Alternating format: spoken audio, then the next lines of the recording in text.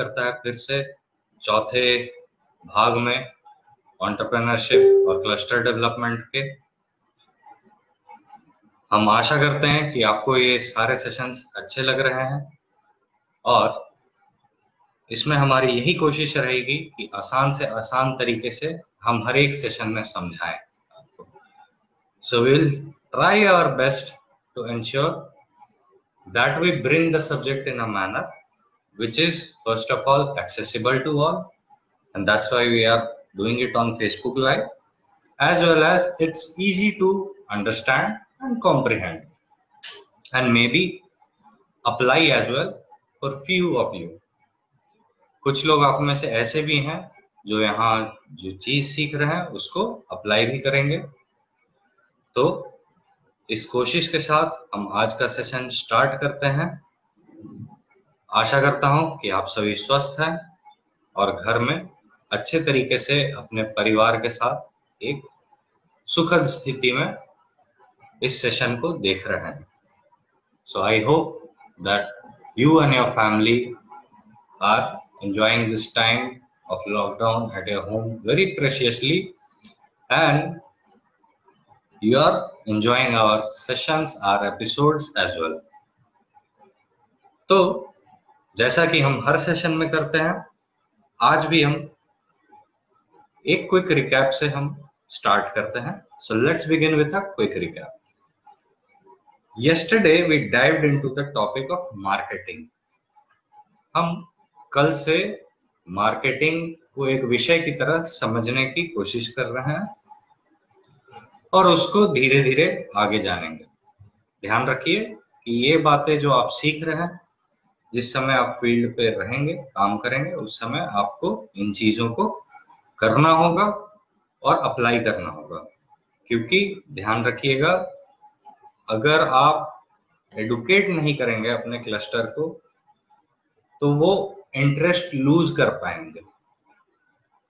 So people are going to gradually lose interest if they have nothing to gain from the initial learning stage. जब वो learning stage में है तो उनके लिए अलग अलग विषयों को जानना जरूरी है जो आने वाले समय में वो इस्तेमाल करेंगे। तो इसके साथ हम रिवीजन स्टार्ट करते हैं। तो हमने कल समझा कि आम तौर पर मार्केटिंग को लेके नजरिया क्या है इस शब्द को लेके।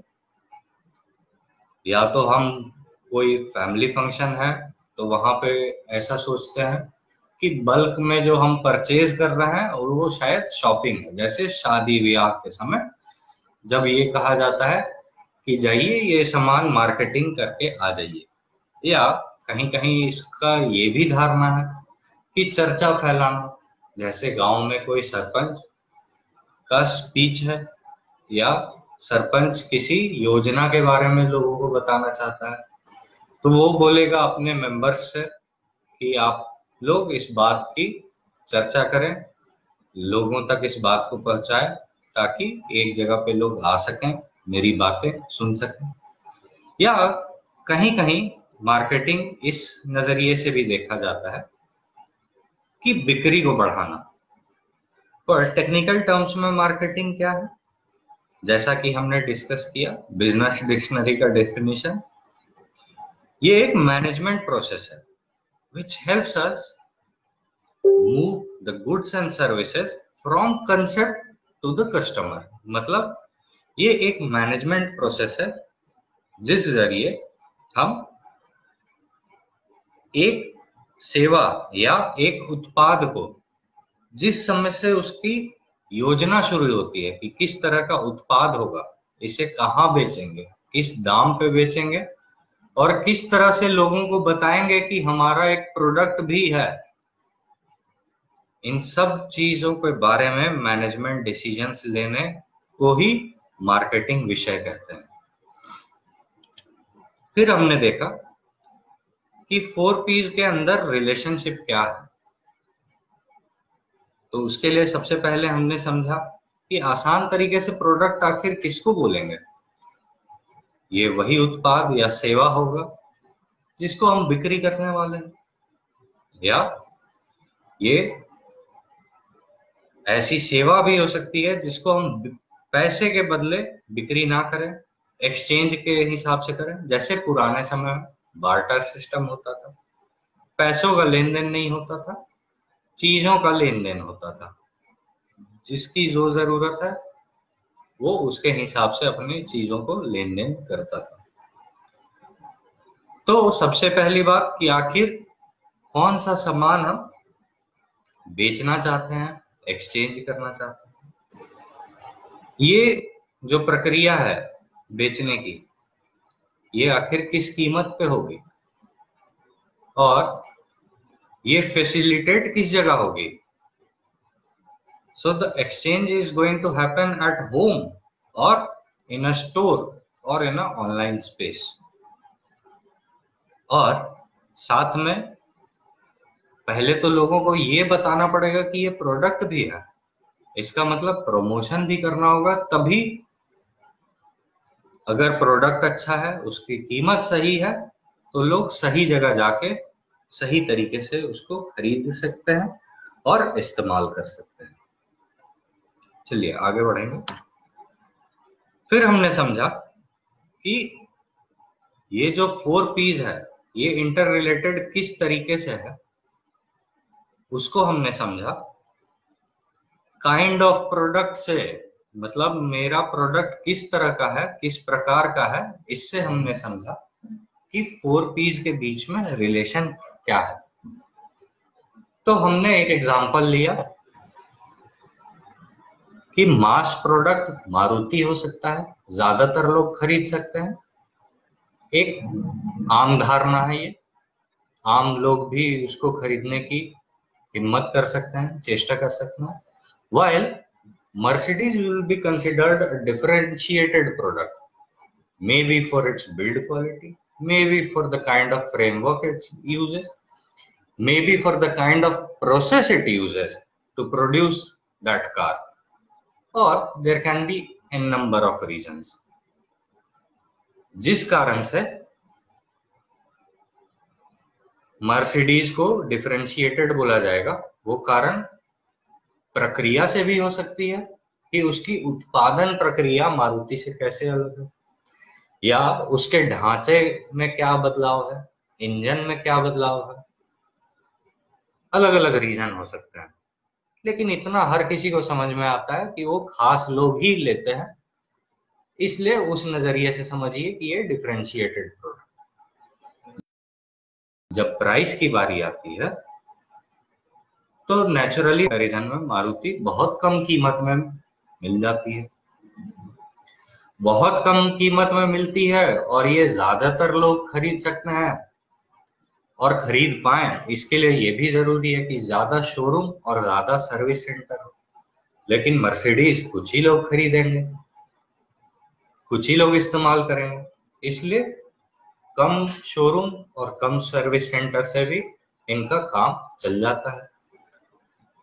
जो चर्चा करना है प्रमोशन, तो मारुति का अलग अलग जगह आ सकता है। हो सकता है लोकल जो मारुति के शोरूम्स हैं वही न्यूज़पेपर में ऐड दे दे, और न्यूज़पेपर के ऐड में भी ये किसी भी पन्ने में हो सकता है, फ्रंट पेज, बीच का पन्ना, आखिरी पेज, कहीं भी हो सकता है। लेकिन मर्सिडीज क्या है, शोरूम उसका नहीं करेगा, ज्यादातर समय कंपनी ही एडवर्टाइजमेंट करेगी, फर्स्ट पेज में करेगी, लोकल अखबार में नहीं करेगी। जो राष्ट्रीय दैनिक है, जो नेशनल डेली न्यूज़पेपर है, वहां पे किया जाएगा। तो एक्सक्लूसिव प्रमोशन होता है। ऐसा और एग्जांपल समझे तो यूं समझिए, मोबाइल का उदाहरण लेके कि नॉर्मल जो मोबाइल्स हैं, अगर आप नॉर्मल मोबाइल्स देखें चाइनीज ब्रांड्स के मोबाइल, तो उसके एडवर्टीजमेंट्स आपको टीवी के हर चैनल में मिल जाएंगे। और टीवी के चैनल दो तरीके होते हैं, एक फ्री टू एयर और एक चार्जेबल होता है। लेकिन जो चार्जेबल चैनल्स होते हैं, आपको वहां पे गूगल पिक्सेल, एप्पल आईफोन, इन सब के भी एड्स मिलेंगे। लेकिन इनके एड्स आपको फ्री टू एयर चैनल्स में नहीं मिलेंगे। तो क्या होता है कि जो खास चीजें होती हैं, जो कुछ लोग ले सकते हैं, दाम ज्यादा होता है, वो कम जगह पे तो बिकती ही है, साथ ही साथ उसको प्रमोट भी एक्सक्लूसिवली किया जाता है। चलिए आज थोड़ा और बारीकी से हम ये अंतर समझते हैं। So with a much more microscopic lens, let's understand mass product, differentiated product, and within each category, let's understand the differentiation from the perspective of consumption rate. मतलब मास और डिफरेंशिएटेड के अंदर भी दो कैटेगरी के प्रोडक्ट्स होंगे। एक जो जल्दी कंज्यूम हो जाते हैं, जल्दी जिनका खपत हो जाता है। खपत होने का मतलब इस्तेमाल करने की वो सीमा जिसके बाद आप उस प्रोडक्ट को दोबारा से इस्तेमाल नहीं कर सकते हैं, आपको नए तरीके से खरीदना होगा, नया वही प्रोडक्ट या किसी कंपटीशन का प्रोडक्ट लेना होगा। तो दोनों ही मास और डिफरेंशिएटेड कैटेगरी में मैंने दो एग्जांपल बनाए, एक कार का, दूसरा घर में इस्तेमाल करने वाला मसाला, खाना बनाने के लिए जो मसाला प्रयोग होता है। अब ध्यान दीजिएगा, spice is consumed on a very regular basis and on a very high frequency. So you purchase a packet of spice maybe on a monthly basis, maybe on a bi-monthly basis. आप महीने में 2 बार खरीद सकते हैं एक ही मसाले को, या हर महीने अपने खपत के हिसाब से मसाला खरीद सकते हैं। लेकिन क्या आप कार हर महीने खरीदेंगे? जरूरी नहीं है। ज्यादातर लोग कार एक बार लेते हैं जो कि लंबे समय तक चलता है, रिपेयर करा करा के इस्तेमाल करते हैं। फिर जब ऐसी स्थिति हो जाती है कि रिपेयर ना हो सके, तब दूसरा कार लेते हैं। तो देखिएगा कि एक प्रोडक्ट ऐसा है जिसका कंजम्पशन सालों में है और एक का कंजम्पशन डेली बेसिस पे है। So be it a mass category product और a differentiated category product, in both the cases we can have two kinds of product, one which is consumed at a very fast rate and second which is consumed at a gradual pace. तो इस आधार से सबसे पहले मास के अंदर हम घुसते हैं। अब देखिएगा कि कार और मसाले के अंदर प्राइस तो दोनों ही का कम होगा। मतलब मारुति का अगर प्राइस कम है तो कंपटीशन में टाटा का भी कम होगा, और टाटा मारुति दोनों का प्राइस मर्सिडीज बीएमडब्ल्यू से कम होगा। शोरूम वाली बात वही है कि प्राइस कम है, ज्यादा लोग ले सकते हैं, इसलिए सर्विस भी चाहिए। ऐसा प्रोडक्ट है जिसको लंबे समय तक चलाना। तो एक के केस में ज्यादा शोरूम चाहिए, एक के केस में कम शोरूम चाहिए और कम सर्विस सेंटर चाहिए। कैसे? आप अगर जनरल भी देखेंगे तो जो जापानीज कोरियन मैन्युफैक्चरर्स होते हैं, इनके सर्विस इंटरवल कार खरीदने के बाद क्या होता है, जनरली 5000 किलोमीटर्स पे होता है। और यही अगर आप यूरोपियन ब्रांड्स लेंगे तो उनका शायद आपको इंटरवल जो रहेगा वो 15,000 किलोमीटर्स पे हो। और प्रीमियम जर्मन ब्रांड्स लेंगे तो उनका क्या है कि और भी ज्यादा इंटरवल होगा, और इतना ज्यादा इंटरवल के बाद आपको अगर कहीं दूर जाके भी करना है तो आप अफोर्ड कर सकते हैं, क्योंकि आप कुछ ऐसे लोग हैं जिनके पास पैसा है। प्रमोशन हमने समझाई कि एक्सक्लूसिव रहेगा दोनों ही कैटेगरी में, ठीक है। तो मतलब मसाला हो या कार हो, वो एक्सक्लूसिव ही रहेगा। यही अगर जब हम मसाले की बात करते हैं, मसाले की बात करते हैं, तो एमडीएच क्या होगा, वो कंपटीशन का जैसा प्राइस होगा वैसा ही रहेगा। लेकिन यही अगर हम कोई ऐसे मैन्युफैक्चर का मसाला ले रहे हैं जो कि ऑर्गेनिक है, तो वहां हेल्थ कॉन्शियस लोग एक्स्ट्रा पैसा देने के लिए भी तैयार हो जाएंगे, क्योंकि सेहत की बात है। या नॉर्मल में आम आदमी रिफाइंड ऑयल लेगा, या सेलिब्रिटी लोग जो होंगे जिनको ज्यादा उस तरह से ध्यान रखना है चीजों का, तो वो ऑलिव ऑयल यूज करेंगे। इस तरीके से क्या होता है कि इनका प्राइस, कंजम्पशन रेट तो सेम ही रहेगा, लेकिन प्राइस ज्यादा हो जाता है। ठीक है, दोनों ही फास्ट कंजम्पशन, एमडीएच भी और ऑर्गेनिक स्पाइस भी, लेकिन प्राइस में अंतर होता है, क्योंकि एक डिफरेंशिएटेड है और दूसरा आम है, वो हर जगह मिलेगा। दूसरा चीज क्या होता है कि मास प्रोडक्ट में जिसका कंजम्पशन रेट ज्यादा होता है, उसमें प्राइस और डिमांड सेंसिटिविटी भी बहुत ज्यादा होती है। मतलब प्राइस के हिसाब से डिमांड का रिलेशनशिप बहुत स्ट्रांग होता है। फॉर एग्जाम्पल, प्याज प्याज जल्दी जल्दी खरीदते हैं हम लोग, जल्दी जल्दी खाते हैं। अगर प्याज का दाम बढ़ जाए, अगर प्याज का दाम बढ़ जाए तो क्या होता है, डिमांड बिल्कुल कम हो जाता है। तो इतना स्ट्रांग होता है रिलेशनशिप। लेकिन इसमें कुछ कुछ ऐसे भी प्रोडक्ट हैं जिसमें ये रिलेशनशिप स्ट्रांग नहीं होता है। ध्यान रखिएगा, I am talking about mass product itself and fast moving consumer goods with in mass product.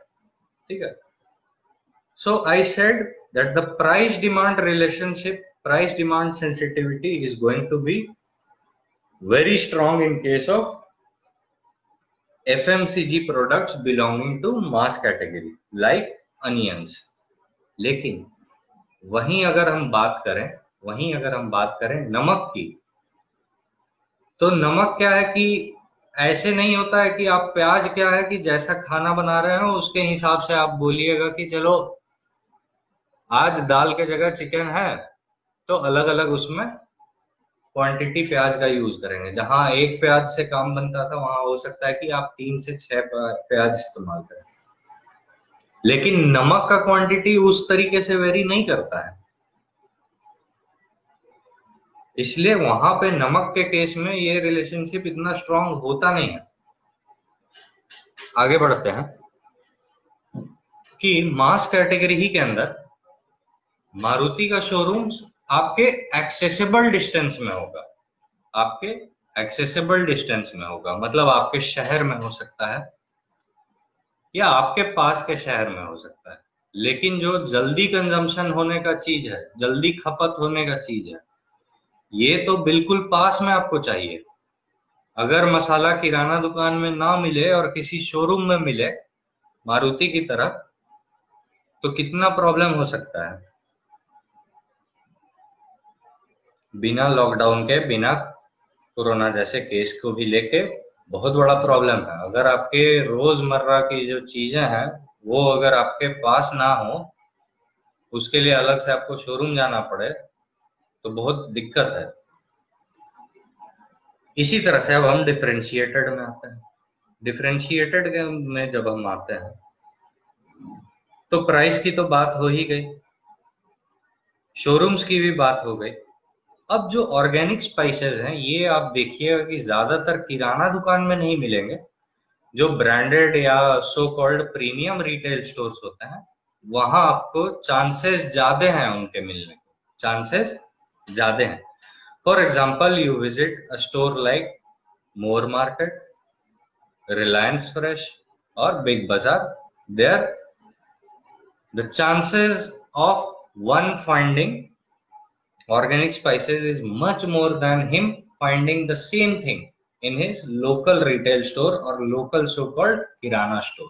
ठीक है, दूसरा चीज एक्सक्लूसिव प्रमोशन तो वही सेम रहेगा।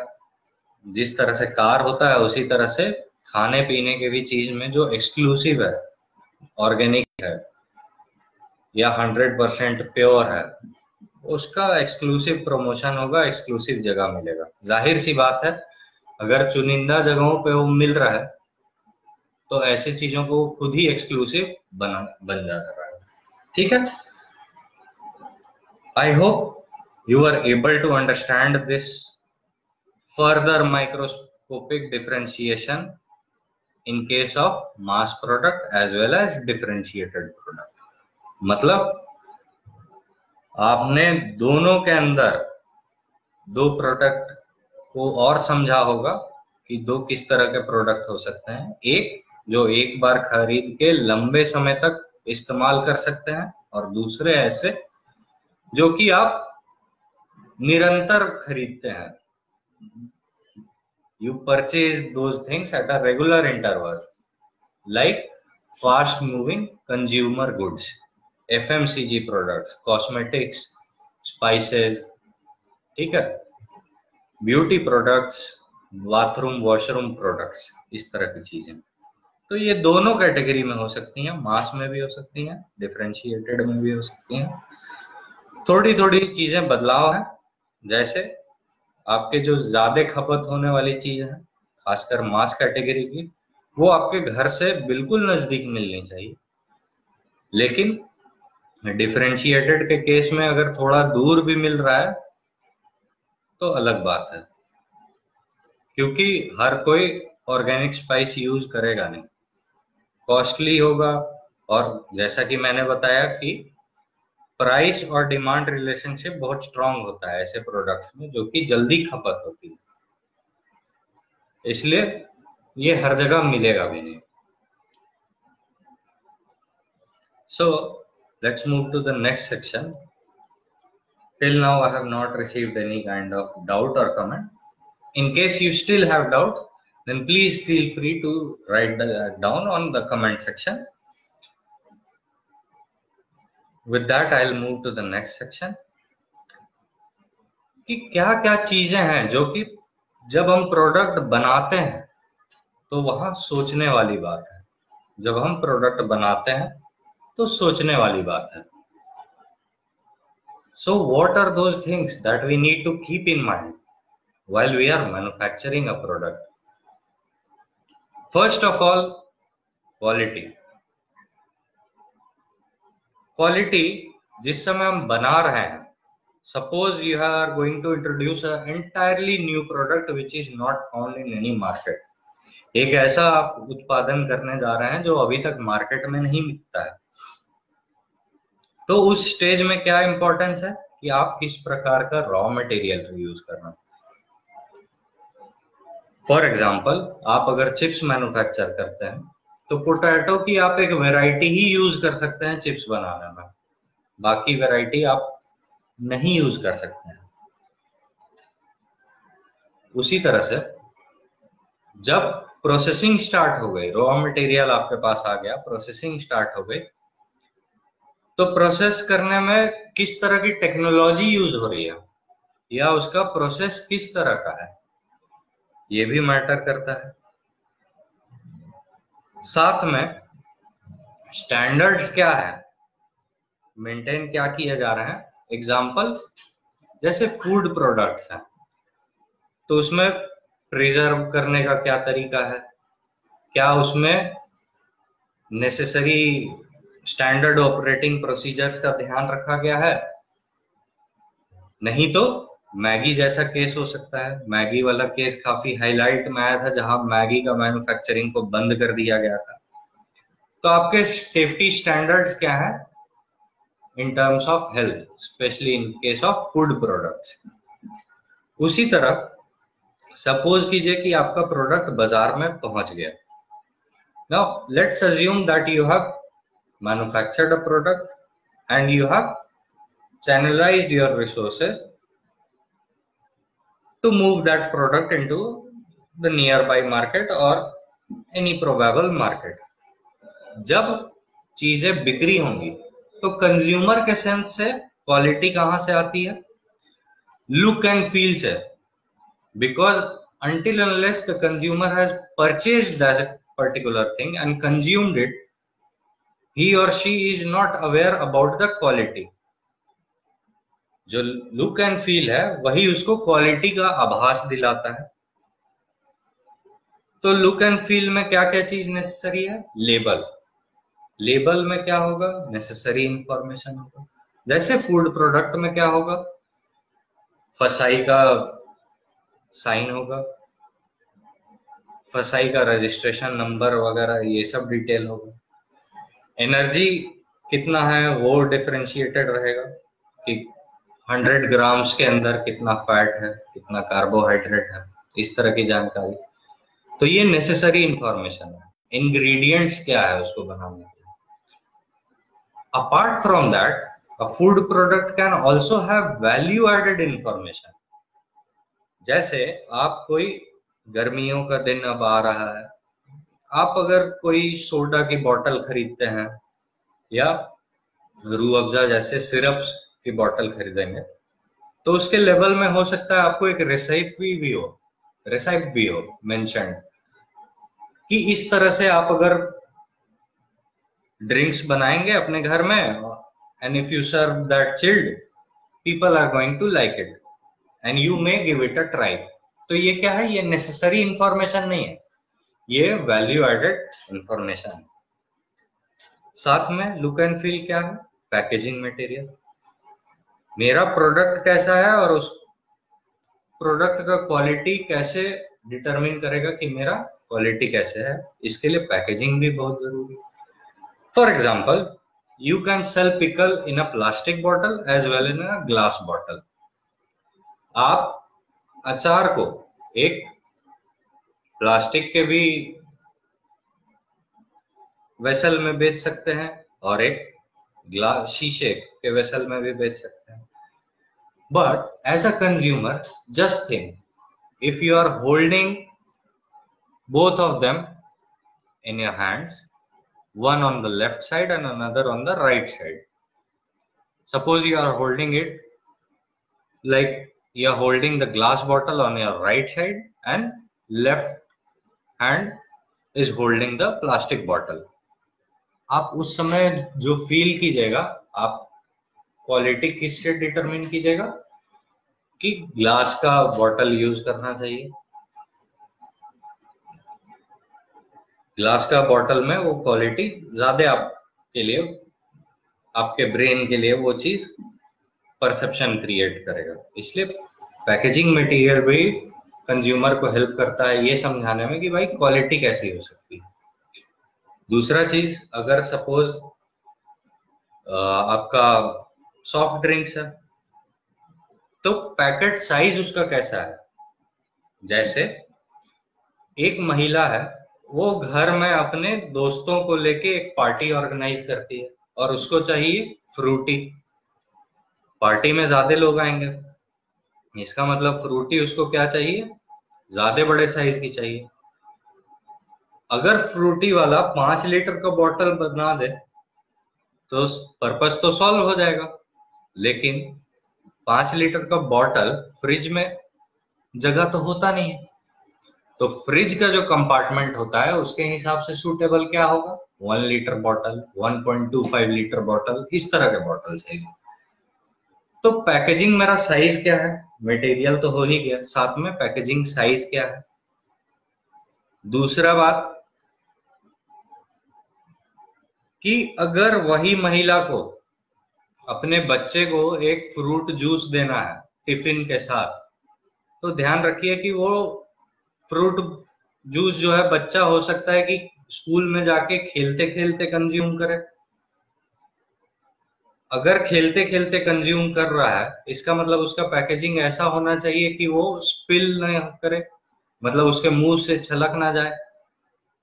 तो इसलिए आजकल कंपनीज क्या करती हैं कि सॉफ्ट ड्रिंक्स छोटे साइजेस में बनाती हैं, जिसमें छोटे नोजल्स होते हैं, ताकि छोटे बच्चे जो फ्रूट जूसेस को कंज्यूम करते हैं, वो चलते फिरते भी, दौड़ते भागते भी उस चीज को कंज्यूम कर पाए, ना स्पिल ओवर हो, ना ऐसा हो कि गले में फंस जाए इस तरह के, या बल्क क्वांटिटी गले में चले जाए जिससे आप सरक सकते हैं।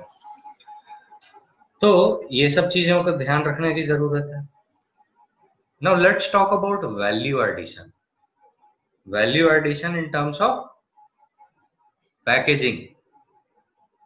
ध्यान रखिएगा कि वैल्यू एडिशन कैसे कैसे हो सकता है पैकेजिंग के सेंस में। फ्रूटी एक प्लास्टिक बॉटल में मिलता है और एक टेट्रा पैक में मिलता है। ध्यान रखिए, सेम एग्जांपल, वही महिला अगर 1 लीटर का प्लास्टिक बॉटल लाती है तो क्या होता है कि वो फ्रिज में रखा, फिर जब जिस समय उसके फ्रेंड्स आ गए, then she can serve that to her friends. अब उसी महिला को अगर एक बच्चे के साथ देना है फ्रूटी, तो उसका पैकेजिंग कैसा होना चाहिए कि लंच बॉक्स एक मम्मी ने बनाया है 6 बजे सुबह, जो कि गरम लंच बॉक्स है, उस गरम लंच बॉक्स के साथ एक फ्रूट जूस है जो कि बच्चा लंच समय कंज्यूम करेगा, मतलब अराउंड 12 नून में कंज्यूम करेगा। इसका मतलब वो खराब हो सकता है या उसका टेस्ट खराब हो सकता है, इसलिए टेट्रा पैक जरूरी है। या दूध के केस में भी टेट्रा पैक में बहुत सारे ऐसे दूध के ब्रांड्स हैं जो कि आप लंबे समय तक इस्तेमाल कर सकते हैं। So tetra packs provides you value addition of the shelf life, मतलब कितने दिनों तक आप उसको इस्तेमाल कर सकते हैं, कितने दिनों तक रख सकते हैं, ये एक वैल्यू एडिशन है सिर्फ पैकेजिंग चेंज करने से। दूसरा चीज वैल्यू एडिशन इससे भी हो सकता है कि आप प्रोडक्ट अपना अलग अलग बना दें, एक ही प्रोडक्ट के वेरिएशंस, जिसको प्रोडक्ट लाइन कहते हैं। For example, a company like mother dairy may be selling toned milk, may be selling skimmed milk, तो फैट कंटेंट के हिसाब से आपका अलग अलग मिल्क कैटेगरी है, ये भी वैल्यू एडिशन है। जो हेल्थ कॉन्शियस लोग हैं वो शायद स्किम्ड मिल्क प्रेफर करें, जो फैट कंटेंट पसंद करते हैं या ऐसे महिलाएं जिनको दही बनाना है तो उसके लिए फैट कंटेंट ज्यादा चाहिए, then she is going to prefer toned milk. तो ये वैल्यू एडिशन है। So you are not selling milk in its as it is form, जैसे दूध आपने कलेक्ट किया वैसे ही आप पैकेज करके नहीं बेच रहे हैं, आप उसमें वैल्यू एडिशन कर रहे हैं एज पर फैट कंटेंट। तो ये सब चीजें जो है ये ध्यान रखने वाली बातें हैं when we talk about product. So for today we will leave this thing on product itself. I don't see any kind of questions being asked on the group or people having any kind of doubts. So I guess that it's clear to you all. In case you like the session, then do provide us feedback. मैं next sessions में नहीं जा रहा हूँ because things would get confusing if I jump from product to the other piece. So for today, we will stop at product and we will first understand at home by seeing things, by looking at ads or by reading.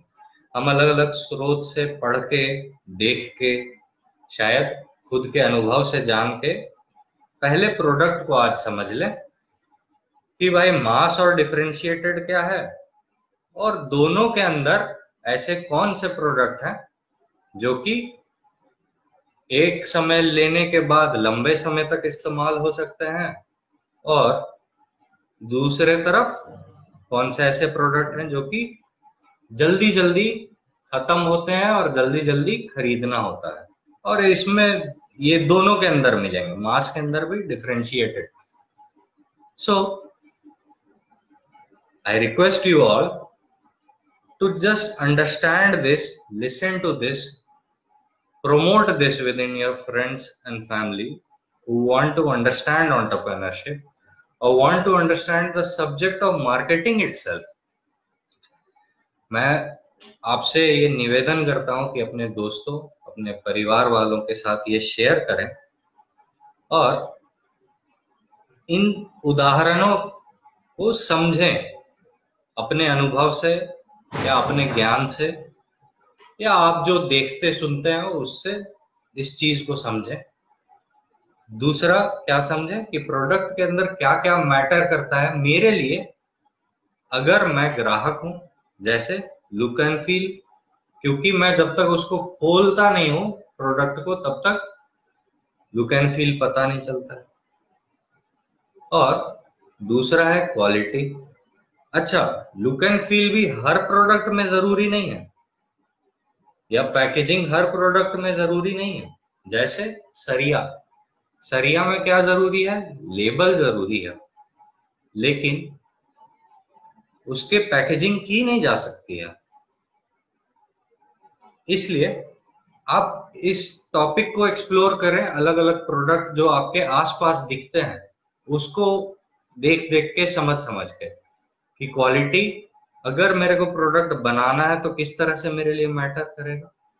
और अगर मैं ग्राहक हूं तो मेरे लिए quality का perspective कहां से आएगा? लुक एंड फील से आएगा, एड्स से आएगा, या किसी वैल्यू एडिशन से आएगा। So I guess you will explore these things on basis of what you understood in today's session, and then you will get back with us tomorrow to learn the other 3 P's. मैं आशा करता हूं कि आप घर बैठकर इसको सीखेंगे, सीखने की कोशिश करेंगे, और साथ में कल हमारे साथ फिर इसी समय इसी जगह पे आएंगे बाकी के 3 P समझने के लिए, जो है price, place, promotion. So thanks a lot for being here and joining us on this particular session. Keep engaging with us. Stay home, stay safe, enjoy this time and utilize this time.